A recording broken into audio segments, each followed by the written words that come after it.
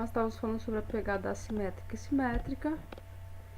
E nós também conseguimos observar que as mulheres pegam mais de maneira assimétrica, ou seja, pegadas mais defensivas do que homens.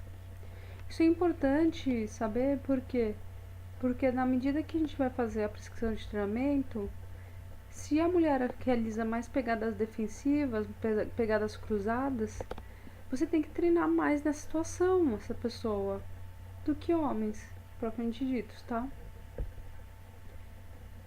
Maneiras de você treinar e melhorar a habilidade de pegada ou de kuzushi, né? Além daquilo que a gente estava conversando sobre as habilidades específicas, nós dependemos de capacidade de agarre. Então, como é que a gente treina isso?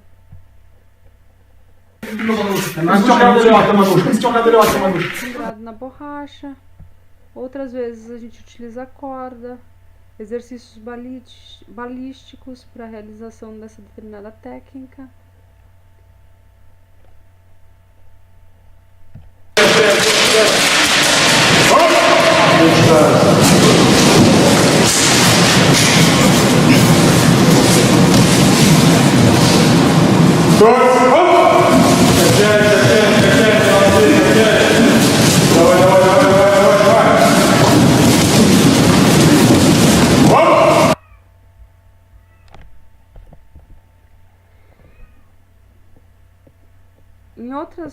De outras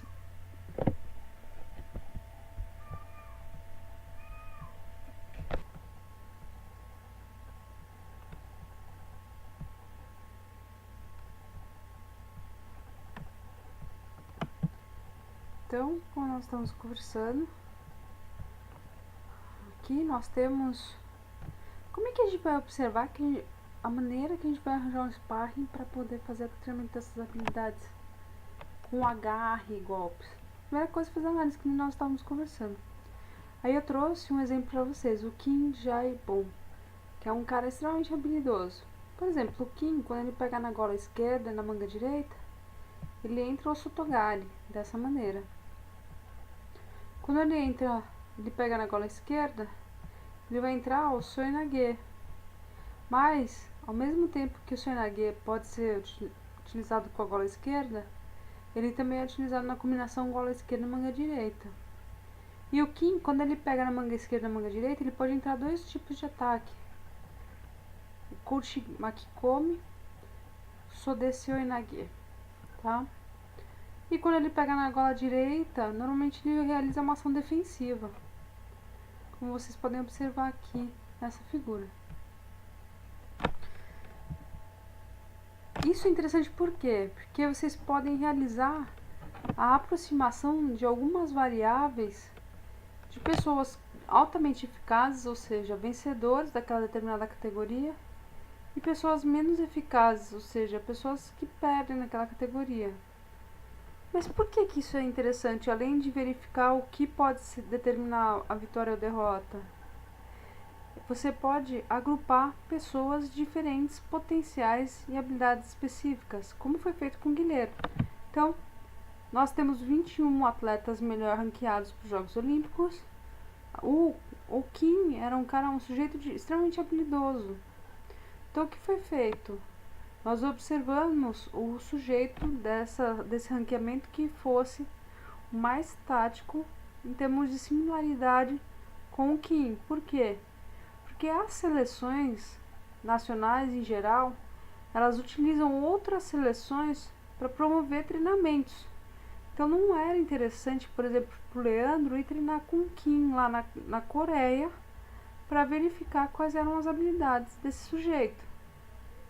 Se ele tem similaridade com o italiano que está em 17º, ou seja, lá atrás no ranqueamento, o que é mais interessante? Pegar um sujeito que tem menos eficácia e com uma habilidade próxima do primeiro sujeito, tá?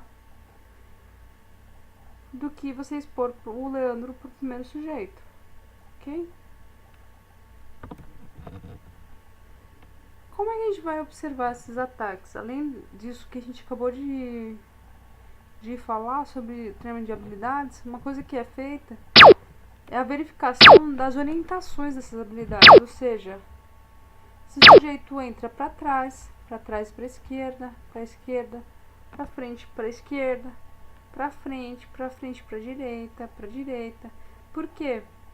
Se ele só entrar golpes para frente e para trás, ele tem uma relação binária. Isso é altamente previsível.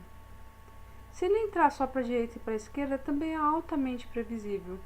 Mas quando ele entra golpes acima de 3 direções, ele começa a se tornar imprevisível. Então, quanto maior o número de direções que ele utiliza, maior a imprevisibilidade desse sujeito. Os atletas de alto rendimento, sabendo disso, eles começaram a selecionar quais golpes eles gostariam mais de realizar. Notem que homens entram mais golpes associados com o lado direito que mulheres. Mulheres entram mais para o lado esquerdo. Assim como mulheres entram mais para frente, golpes frontais. Por quê? Porque eles são mais simples e eles se tornam mais velozes do que golpes que exigem giro e exigem maior demanda de força, na alavanca de força. Quando a gente observa um golpe, a gente tem que pensar no tipo de alavanca que é utilizado. E hoje, a partir de Sacripante, a gente começa a avaliar o golpe não por ele ser golpe de pé, golpe de quadril, ou golpe de teu azar, mas sim pelo tipo de alavanca. Por exemplo, aqui o sujeito está usando uma alavanca do tipo interfixa, que ele tem uma potência gerada de um lado e uma mesma resistência ou uma outra resistência do outro lado. E aí ele gira em torno do centro de gravidade dele. Tá? Você pode ter uma alavanca interponente, que o ponto fixo fica na extremidade aqui, tá? E que a potência ela é gerada na mesma extremidade desse braço do que a resistência. É o caso do Outigari, por exemplo. O centro de gravidade do sujeito está aqui também. Tá? E aqui vocês vão observar uma alavanca interresistente, que você tem a resistência de um lado e a potência sendo gerada do outro lado, que normalmente é observado em golpes de sacrifício como esse aqui. Tudo bem? Mulheres entram mais alavancas interpotentes do que homens, tá? Que são desse tipo aqui, ou seja, que está associado com golpes para trás, como o Outigari. Então, se a gente for observar a frequência de vezes que a mulher entra Outigari, ela acaba sendo maior que homens. Como é que a gente treina a preparação física, golpes, ataques em geral? Para treinar força, normalmente a gente usa auxílio externo, ou coloca um colete, como vocês já visualizaram, ou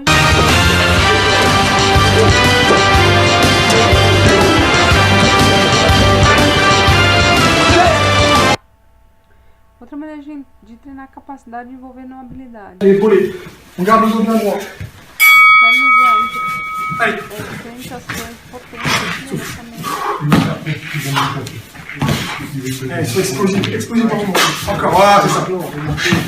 Combinado com ações. Isso combinado com isso daqui, ó.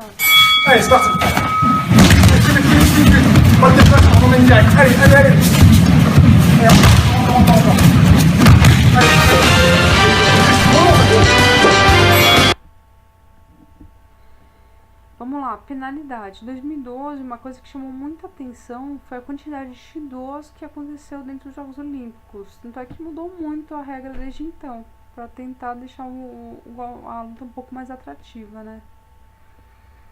Quando a gente observava os dados, homens conseguiam receber muito mais punição do que mulheres. Mulheres tinham uma penalidade mais associada com o oponente.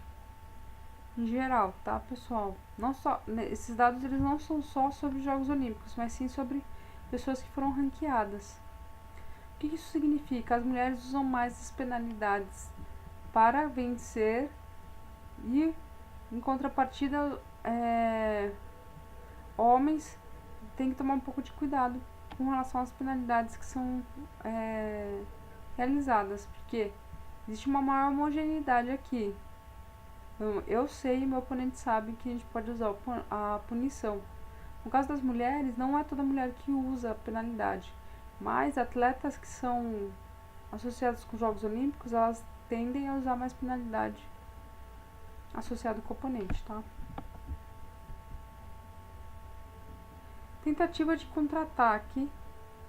Tentativa de dar esse abaque para a direita e para a esquerda não teve diferença significativa entre sexos. Então, homens e mulheres utilizam esses 3 métodos de defesa.